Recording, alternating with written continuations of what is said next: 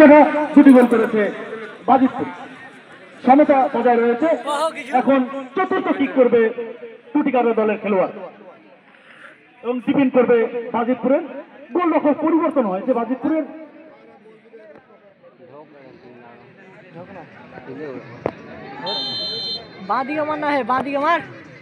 দারুণ কিক, গ্রাউন্ডের শট। এটি কিন্তু একটা ডেঞ্জারাস শট রূপে দেখা হয় এই ফুটবল খেলায়।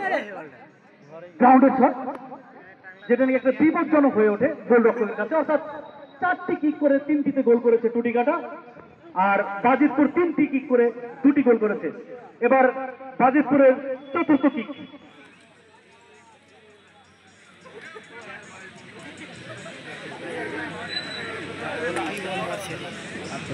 বাজিতপুরের চতুর্থ কিক,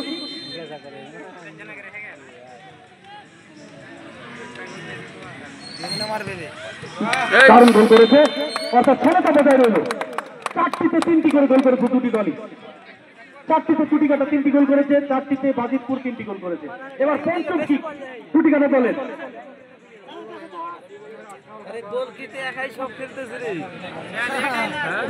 টুটিকাটা দলের পঞ্চম কিক, অর্থাৎ শেষ কিক এই রাউন্ডে। সমতা বজায় থাকলে আবার রেফারির সিদ্ধান্ত অনুযায়ী আবার খেলা পরিচালনা হবে। পঞ্চম কিক টুটিকাটা দলের।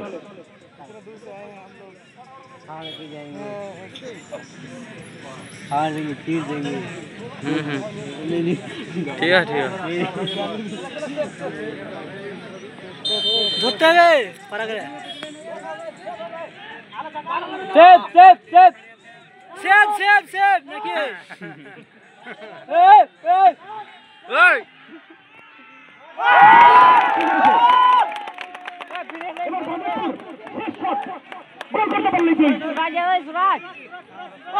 একটু শট রয়েছে। এই যারা মেরেছে তারা এদিকে আসবে না, যারা মেরেছে তারা এদিকে আসবে না। খেলোয়াড়রা লাইফের একটু লক্ষ্য রাখবেন, যারা কিক করেছে তারা এদিকে আসবে না, তারা ওখানে বসে থাকবে। শেষ কিক বাজিতপুরের। বাজিতপুরের শেষ কিক গোল করতে পারলেই জয়ী, মিস করলে আবার সমতা বজায় থাকবে। বাজিতপুরের পঞ্চম শট কিক করতে পারলেই জয়ী, আর যদি কিক না অর্থাৎ গোল করতে পারলেই জয়ী, আর গোল না করতে পারলে সমতা বজায় থাকবে। আবার কিক হবে। শেষ কিক বাজিতপুরের খেলা নির্ণায়ক শট বলা চলে। এটি খেলার জয় বিজয় এখন নির্ধারিত করবে।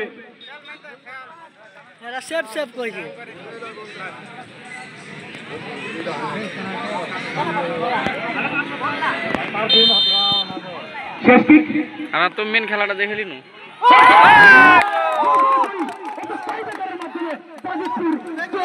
বাজিতপুর দ্বিতীয় রাউন্ডের খেলার অধিকার অর্জন করলো, অর্থাৎ কোয়ার্টার ফাইনালে খেলার অধিকার অর্জন করলো বাজিতপুর।